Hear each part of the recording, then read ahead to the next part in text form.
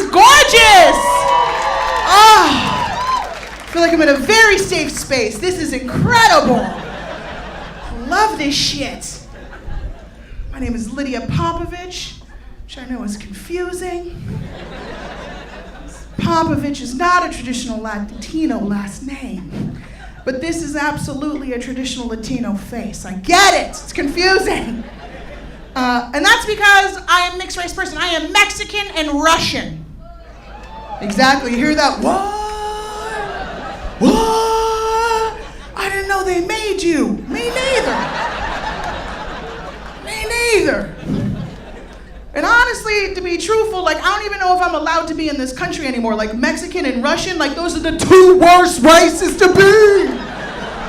Like, I am fucked. I am constantly looking over my shoulder to, like, be like, do I need to invest in ladders to get over this wall, or, like, get really comfortable in fur selling diamonds? Like, I don't know, you know, like, it's good, though. I don't worry too much about it because I am a very confident bitch. Very confident bitch. That's right. Very proud, love myself tremendously. You know, I was fortunate enough to have a father who loved me. Not too much. Just enough. Just enough that I can come out here being a big old bitch like I am in a fake Versace fucking Fashion Nova coat and be like, what up? I look amazing, and I do. Like, I wake up every single morning like, bitch, yes. Look at all this gravy. This is a gift. Should be so lucky to be in my presence. You know how soft and warm I am? I will destroy your life, sir. Like, all I need is 25 minutes. Like, you know, it's funny because, like, big girls are always like, I hate when I see big girls. I'm like, you know, I just don't know. I'm like, bitch, like, no, you great. You great. Everybody wants to fuck a fat girl. Every motherfucker wants to fuck a fat girl. I'm tired of y'all shaming and shit, pretending like you don't want to fuck a fat girl. You know what's not fun? Fucking a skinny girl. Bones are all pointy and shit. That bitch wants to keep the lights off too. You know what I mean? Get yourself a fat, confident bitch. We will ruin your life, we will fuck the shit out of you, and then we will get up and make you an omelet, because we get it! We get it! Because you know what? If you don't want to be here, take your ass to the door. I don't need you here, okay? I know how to make omelets. I'm happy. I am a very confident bitch. I love myself tremendously. I always want all women to love themselves. I think it's important that you realize the beauty that your body holds. You realize the power that's within you, especially when you're getting dressed. It's important, because that's the thing that can happen, ladies. Sometimes all this confidence, even if you're like, oh, I'm a beautiful bitch, I love myself, you forget to pay attention. Because you can fuck yourself up real quick if you don't look in that mirror. You know what I'm saying? Like Coco Chanel once famously said, before you leave the house, you should stop, look in the mirror, and take one thing off. And that's to make sure that you're not doing too much. Which is good, because I'm the kind of bitch that likes to stop and put like 12 things on. I like to traditionally do way too much. And I'm glad that I've started doing this, because honestly, I saved myself from a world of embarrassment recently. I was getting ready to get out, and I started putting on my one go-to dress. Everybody, lady, has that dress. You got that dress that you love. Mine is a red dress. It's gorgeous. I put it on, but for whatever reason, it just wasn't feeling perfect. So I started accessorizing, put on a black belt, put on some little booties, got myself some earrings, put on a little sweater, and I was feeling myself. And like, ladies, you know when you start realizing you're making those changes, you're like, yes, what's up? Yeah, what's up? Yeah, I look good. Yeah, what's up? You know what I mean? You're doing that check, like, can I squat? Can I bend over? And you're like, I can't. Good. This is the dress. You know, like, I was really feeling myself, really feeling gorgeous, and I was like, no, let's Coco Chanel this shit. Let's stop. Let's look in this mirror. Let's just make sure you're not doing too much. And I am so fucking glad that I did, because I stopped and I looked at myself and I gave the initial yes. And then I looked deeper and was like, oh, fuck, bitch, you look like Santa. Oh, bitch, you look like Santa! I put on a black belt with a big old gold buckle. You know what I mean? Little boots like this with gold buckles. A sweater was white with fur trim. I was like, oh man, bitch, you ain't that kind of ho. I'm so glad you looked in the mirror, you know? Changed my outfit real quick. It's fine, I'd rather deal with that. I would love to be a woman. I would never in a million years want to be a man. I just don't have any interest in being a man. Like, ladies, your body has power, as I said. You need to understand that you have everything that you need to achieve all of your hopes and dreams. You've got everything you need right here. Talking about titties.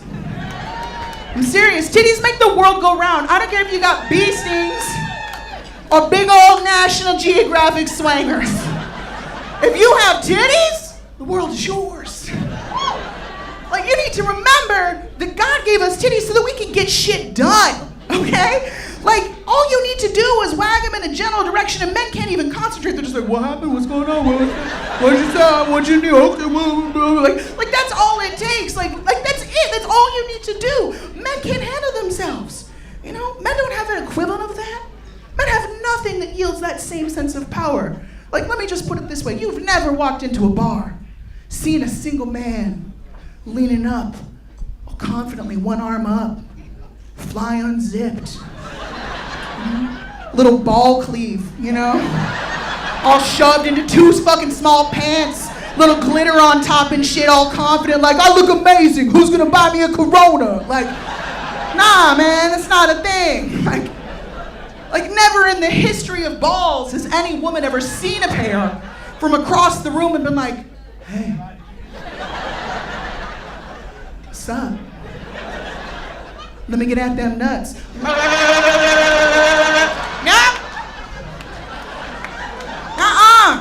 Never happened. Not a thing. You know why?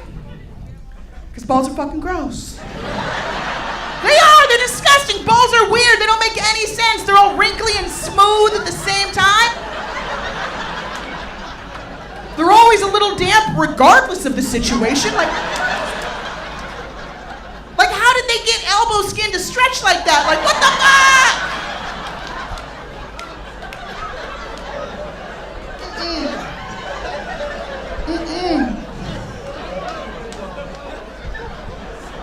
No. Gentlemen, that's why you need to understand. Like, I don't know if you all appreciate what a journey, what a leap your lady is making when she takes a trip around those hairy nightmares. Okay what I mean? So yes, it's expensive. All right? All I'm saying is this, I haven't touched trash since 1995. You know what I'm saying? Know the power of your tits, ladies. Even though tits do change, right? We all know that. It's all right though, I'm not afraid of aging. I'm not. I turned 40 years old last year. Yes! Not afraid to say that out loud. I was actually super excited because that means I am now halfway to my goal, just being an 80-year-old woman. Oh, I can't fucking wait to be 80. You hear that resounding silence? That's just like women afraid that they're gonna catch old. They're like, ooh, bitch, don't say that.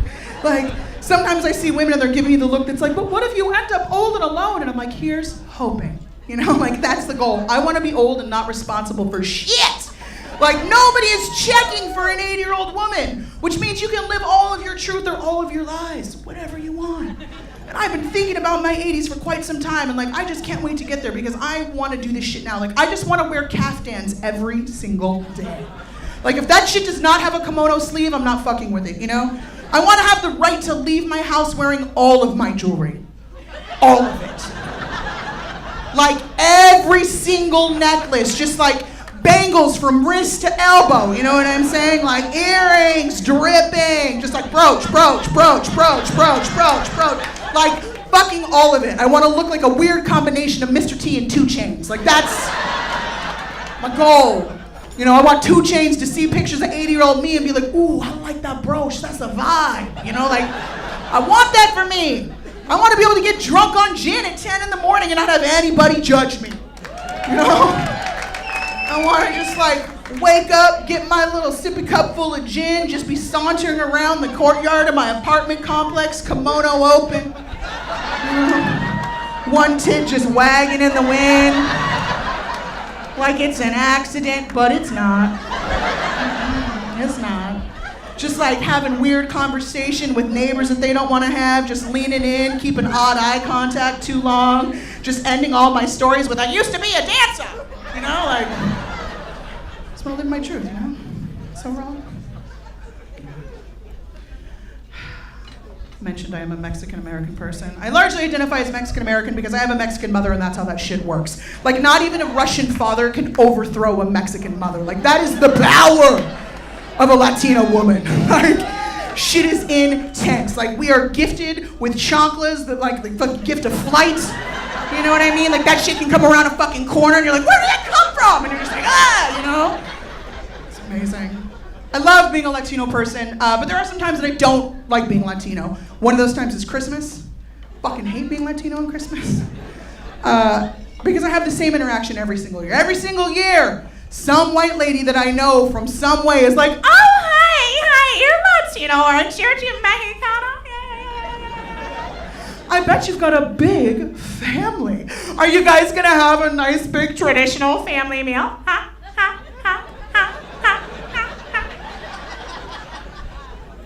And I have to take a deep, calming breath when I'm engaged in that part of the conversation because I know what's coming next. I fucking know it. I know she's gonna lean in and be like, so listen, Debbie and I were talking, and we were just wondering if you might know where to get any homemade Christmas tamales. Oh my God! Like, white women lose their shit at Christmas for tamales. Like, they want authentic tamales from an authentic Latino. Like, they can't just go to a Whole Foods or a Trader Joe's. Like, they turn into Gollum, like, my precious, my precious. Like, they need to, like, acquire that shit, you know what I mean? They want to plan a party so they can celebrate their appropriation. They want to call friends. They want to brag about the Latino friend they have. They want to be like, oh, hi, yeah, we got these tamales from our girlfriend, Lydia. Her family's from Guanajuato. Yeah, they're all organic corn. They're filled with free-range artisan pork, and they're wrapped in delicate little papier-mâché flags of Mexico. Come over on Thursday. We're going to enjoy them with some horchata. And here's the thing. It sounds like an amazing party. It does. It sounds fucking fantastic. But I did not go to college and be the first one to graduate in my family so that, like, I could be somebody's tamale dealer. You know what I'm saying? Like, it's just not my life's goal. But check it out, I do know where to get fantastic cocaine, so if that's just kidding. One of the best things about being Latino, though, is that I feel very safe in a cholo bar. Now, normally I have to explain what cholos are, but I don't think I need to in this room. You all fucking feel me. I usually also mention that, like, something you need to know about the story I'm about to tell is the primary soundtrack for said establishments are oldies. Right? We all know this. So the cholo bar that I like to go to with my brother in San Jose, California, where I'm from, has a jukebox full of CDs. However, 2 are only ever played. One is just a regular ass CD that's called Cruising to the Classics Volume 4. Like, we all have it, you know what I mean? The second one is a hand-titled CDR with the words, Canciones para mi ruca. Which, if you don't speak Spanish or have never spent time in a gang, loosely translates to Songs for My Bitch. Beautiful collection of songs, gorgeous. Now, on this night, after about, I don't know, the 4th time we heard the song Earth Angel, I heard the twinkling opening notes of Don't Stop Believing by Journey. And I lost my shit. Because I knew that that song was not on one of those 2 CDs. And I looked at my brother who was with me and I was like, oh man, I am so glad we're here tonight. Someone is absolutely gonna get stabbed. This is gonna be incredible! And I look out into the room and a sea of cholos expecting to see like angry cholo face and something glimmery, but I don't.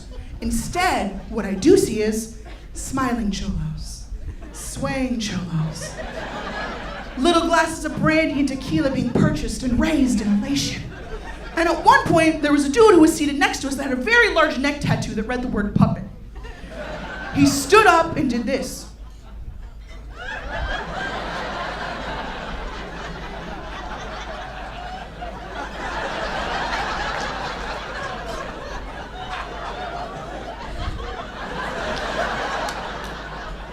Amazing, right? Gets better. He opens his eyes because he's deep in the power of dance, and he looks down at his homeboy who's still sitting, and he's like, what the fuck is it?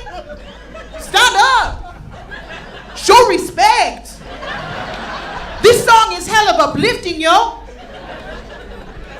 This song is hell of uplifting, yo.